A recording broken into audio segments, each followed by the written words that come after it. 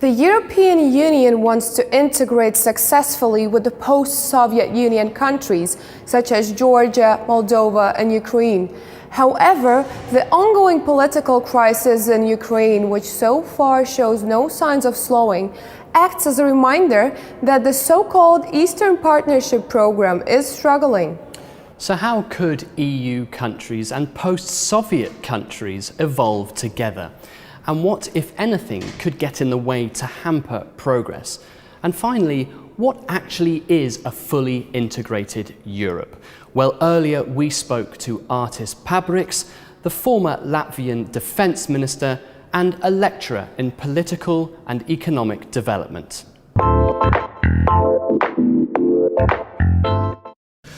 Artis, the EU created what's known as the Eastern Partnership Project and hoped to offer perhaps certain benefits to ex-Soviet countries, such as Armenia, Azerbaijan, Belarus and so on. There's been some interest conveyed by post-Soviet countries, leaning a little bit more towards Europe in some cases.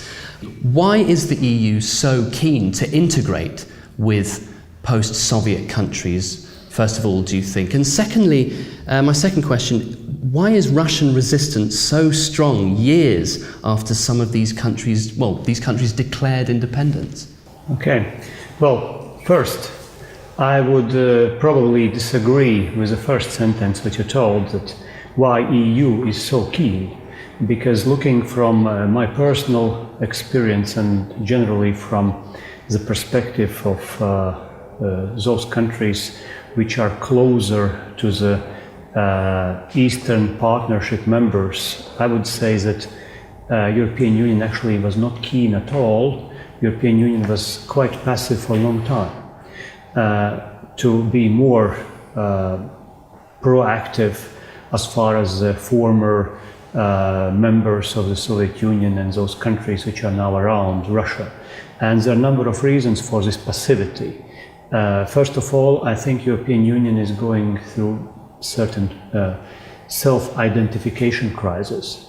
It is connected with economic crisis, with enlargement crisis, with institutional crisis, and if it is not a crisis, at least this is a time where people are not certain how EU should develop further. We can see examples of a famous attempt in Great Britain to go for a referendum and to exit European Union. We can see that for the next European Union Parliament there might be a chance that maybe 20 to 25% of the European Parliament will actually be constituted by members who are against European Union or very skeptical about this. So I think that all those activities which European Union now is doing regarding Eastern Partnership, in my view, are a little bit too late, and they are not actually representing the best what European Union could do. So this is a critical part. The positive part, of course, is that there is existing this Eastern Partnership project, that European Union starts to understand that it has a geopolitical, economic, human and general interest in the way how these countries, Belarus, Ukraine, Moldova, Caucasian countries and Central Asia will develop. So from that perspective, I would encourage EU to be much more proactive. We can see from the Ukrainian case that actually EU has too less to offer, and this we could see from this perfect spy case, the talk which was given on YouTube between Victoria Nuland and the American ambassador in Kiev. So actually there are several lessons we can learn from that text. Russians, on the other side, Russians are very keen to keep their control over former members of Soviet Union or over the Eastern Partnership countries, because control over these countries and regions gives the feeling for Russian leadership and first of all for Russian people that Russia is still a great nation which owes and which deserves respect from other countries. So if it loses Ukraine, if it loses control over Central Asia, Caucasian countries, that basically leaves it alone and with much smaller influence. That would be my short assessment. Talking about the Eastern Partnership Program, it is underpinned by a shared commitment to international law and such fundamental values as democracy, the rule of law, and respect for human rights.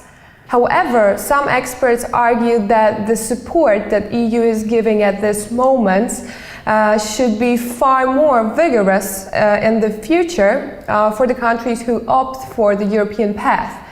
Therefore, how sufficient do you think the EU's support to Ukraine is at the moment, and what initiatives should it take to resolve the escalating political conflict there?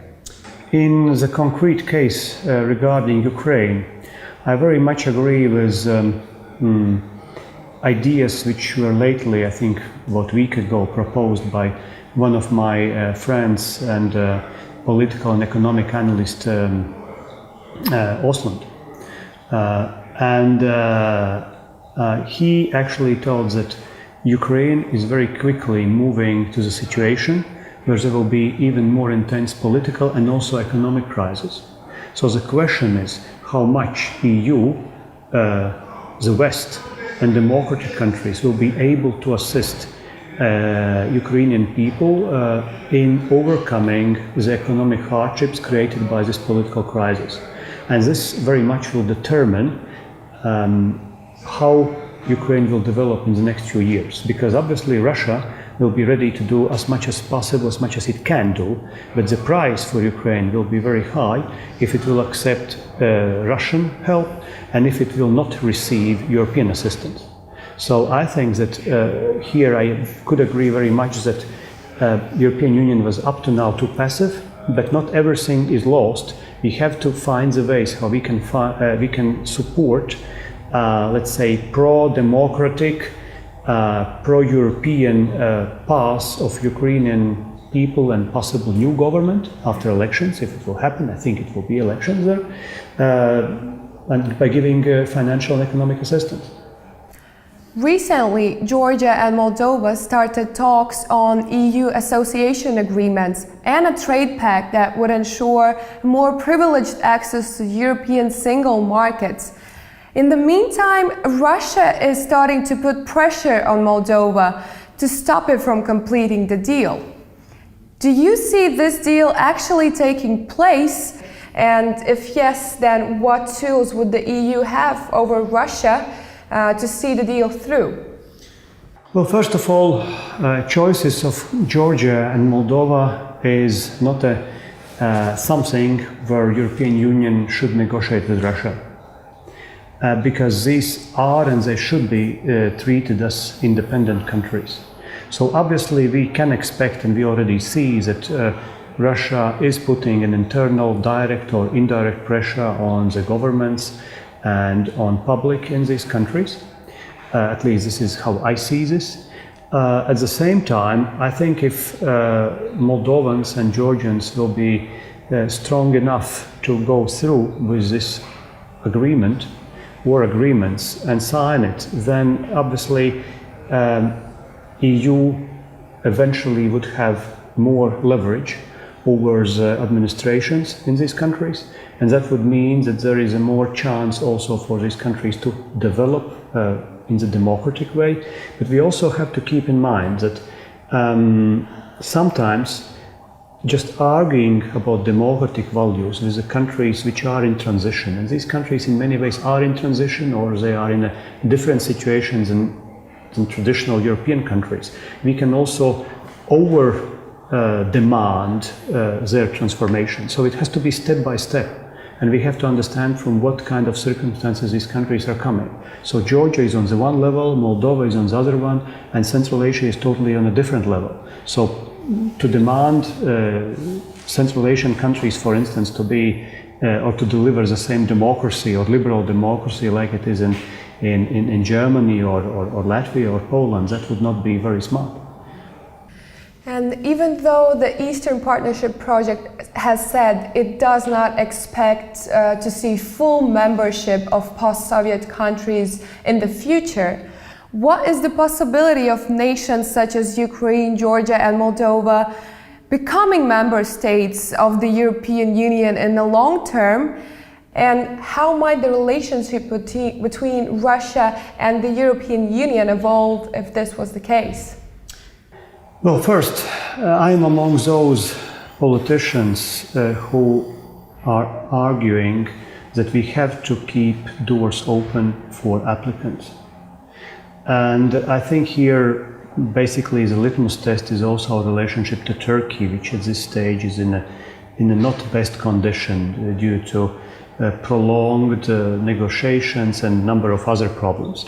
But I think that European Union inside itself has not made really clear what it would like to see in 10 or 20 years vis-à-vis Ukraine or Moldova, for instance. And I'm here not speaking about Central Asia and not even Georgia. So I think that first of all we have to figure out how do we want to develop. I think we have to keep doors open for those countries bordering European Union and for those countries bordering European Union and ready to implement all the legislation, reforms, social, economic and political reforms. And if these countries really implement all those reforms, if they become like us in many ways, of course by keeping some of their peculiarities, but becoming as far as a political system like us, there must be a chance to negotiate also full membership. Because if we are telling that, okay, you have to reform, become like we, but we will not give you financial assistance, we will not give you enough economic assistance, and you anyway will not become members of European Union, then why should these countries reform?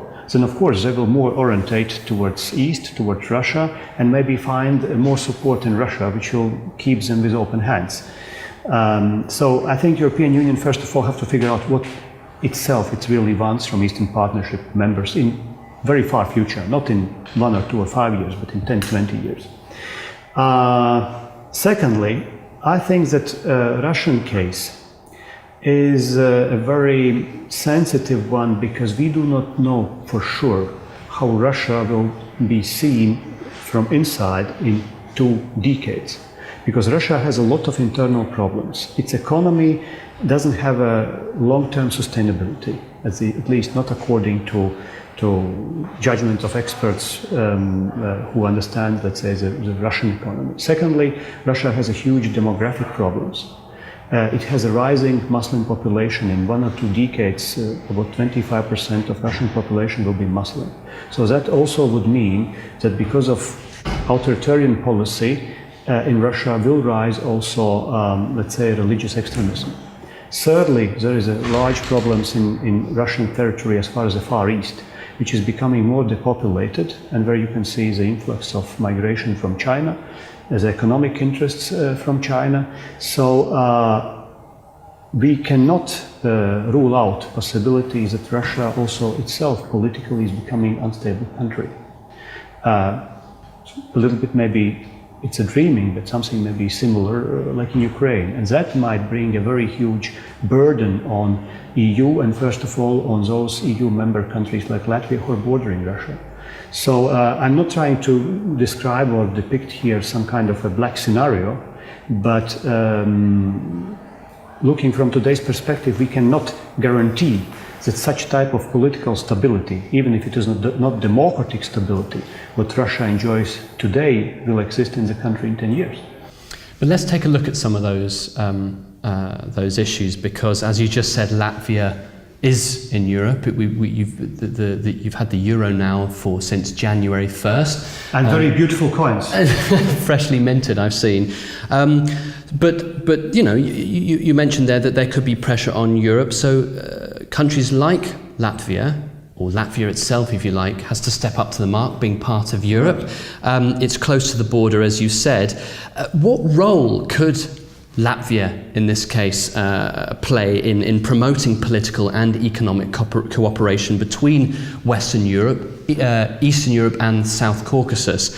What sort of things could Latvia offer for this cooperation? First of all, we have a very good leverage in so-called Eastern Partnership countries. And this leverage is built on mutual trust. such countries as Latvia or Estonia or Lithuania or also Poland, we have very good personal relationships and very good trust built on our previous connections with these countries. That would mean that we can be used as a postman delivering Western messages to these countries and vice versa, delivering and translating the wishes and expectations of Eastern Partnership countries to Brussels or to the capitals of specific European Union nations. So postmen, that's very important. And visas? Well, visas, what do you mean with visas? Well, as in, you could argue that as well, that perhaps the country could act as a sort of, almost like a corridor between Russia and Europe and Western Europe, in that sense, that it may enable perhaps more partnership from Russia and Europe, but it could also work the other way too.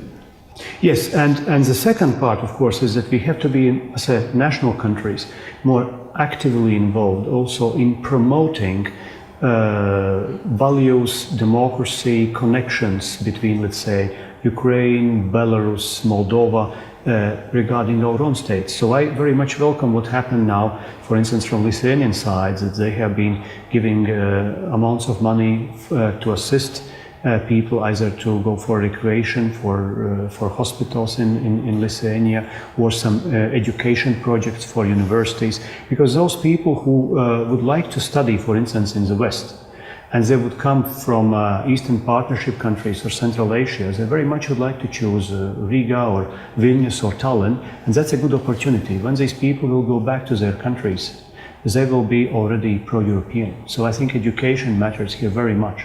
So I think financial support, NGO support, assistance with reforms, use of different EU foundations, and diplomacy, public and state diplomacy. Those are the major tools that we should do, and we are doing actually.